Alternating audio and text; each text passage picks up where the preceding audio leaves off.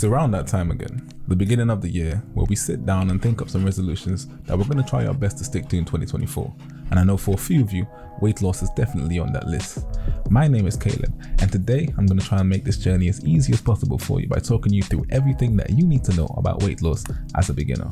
I'll be telling you all about calories and how to calculate the amount you need, some key dietary information, and I'll be touching on the guidelines and recommendations for exercise. This will hopefully cover everything that you need to know as a beginner. Let's get to it.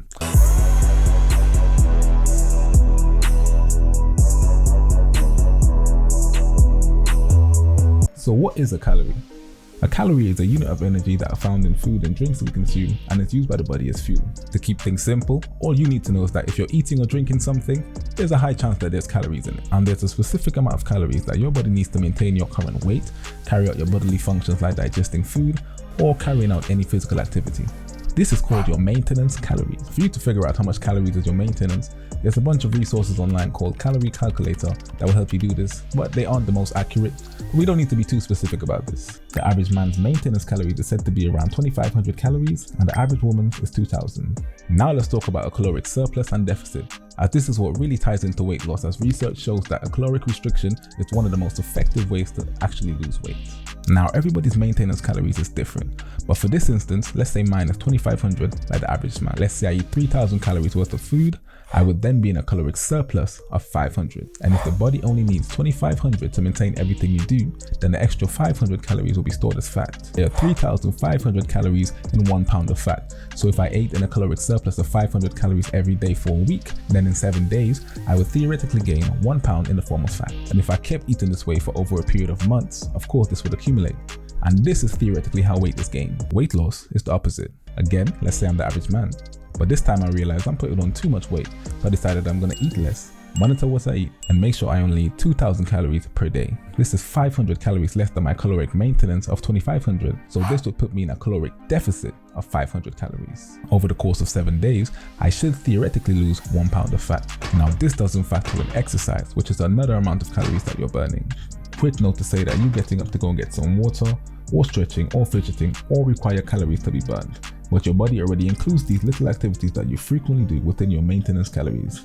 This is known as non-exercise activity thermogenesis. Let's say it's hard for me as the average man to just drop my intake by 1,000 calories. So I decide to eat at my maintenance, which is 2,500 calories. If I then supplement this with a workout that burns an extra 500 calories in addition to me eating at maintenance, this would then put my daily calories at 2,000 that my body has to work with. So it would then pull the extra 500 calories that it needs to maintain my functions from stored fat. To actually track your calorie intake is quite tedious, but it's the most important part, because the big factor in people gaining weight is that they underestimate how much they're actually eating.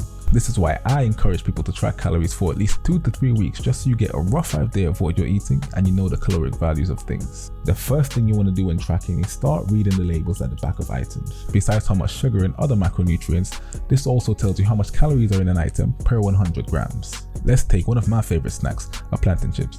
This has 517 calories per 100 grams, but as you can see, the pack is actually 85 grams. So with some quick maths, I can see that I'm getting 440 calories if I eat the whole pack.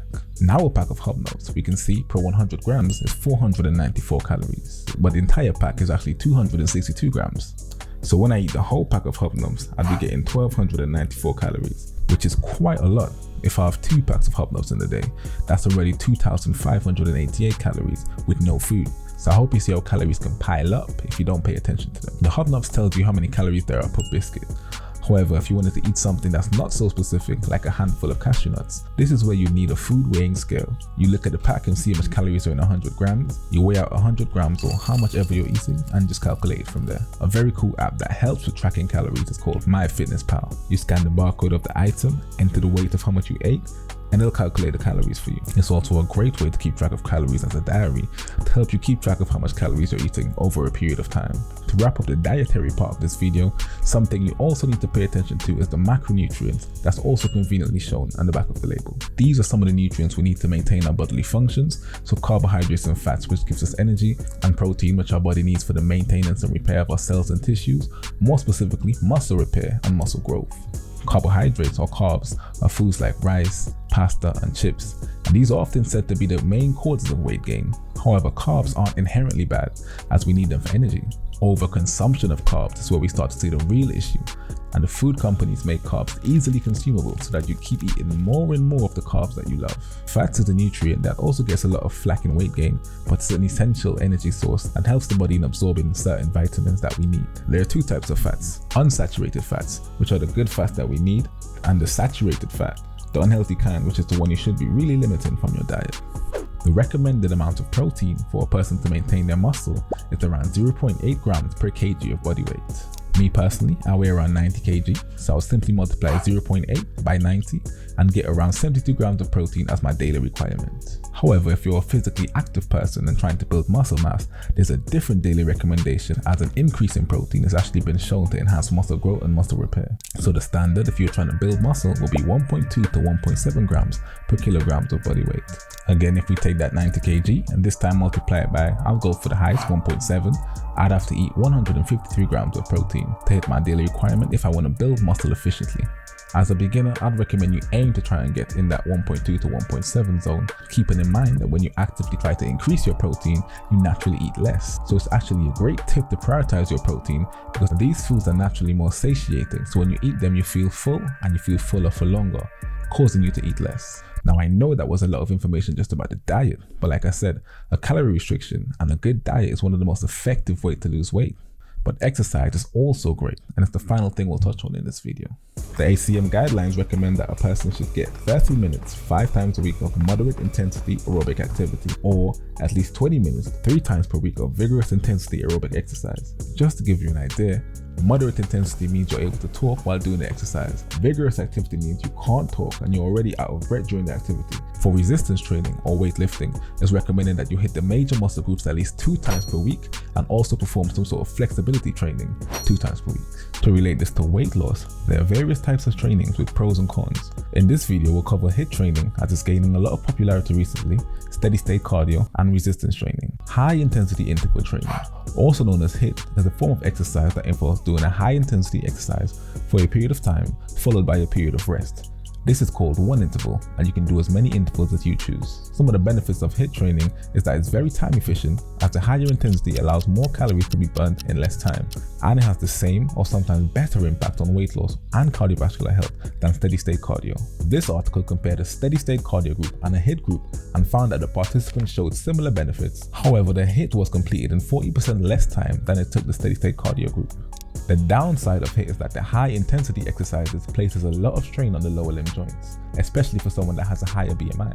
A high BMI, specifically from a higher fat percentage, already puts a lot of strain on the lower limb joints, and this is then supplemented by the high intensity impact of the HIIT exercises. This can quickly lead to tendinopathies or traumatic injuries that causes joint pain. Steady state cardio involves doing an activity at moderate intensity for a long period of time. These types of activities are shown to have benefits in weight loss and improve cardiovascular health. They also typically don't place a lot of strain on the joints. For instance, if you're a beginner with a higher BMI, aiming to increase your step count and walking more is a great way to start out if you want to increase your physical activity. The downside to steady state cardio is that it can be quite time consuming, as you often have to do exercise for longer to burn more calories, and this can be seen as quite boring to some people. Cardiovascular exercise is often the most talked about when it comes to weight loss, but research has shown that resistance training, i.e. weightlifting, is also a great method to promote weight loss. Muscle requires more calories to be burned to function than fat. Although recent studies have shown that muscle doesn't really burn more calories by that much, I think the improved strength and function that you get from resistance training is more than enough reason to start lifting. Building muscle is also a great way to preserve the joints, as the muscles surrounding them will be strong enough to tolerate the impacts of high intensity activity. The downside to weightlifting is, I actually can't think of any. Well, there's the risk of injury, but that's only if you do what we call ego lifting, and you go to the gym and lift a heavy weight that you know that you have no business lifting. But if you take your time and build up slowly progressing your weight, then everything should be okay. There are also machine weights in the gym that makes things so much simpler because they have instructions that guide you through each movement. And that's it for this video. Although it didn't go too in depth, I hope it was useful and covered the basics of everything you needed to know about weight loss as a beginner. If you liked the video, please drop a like down below. Feel free to drop a comment and share any tips that you have or wish you knew when you were a beginner. And lastly, if you want to see more informative videos like this, subscribe. And until next time, in a bit.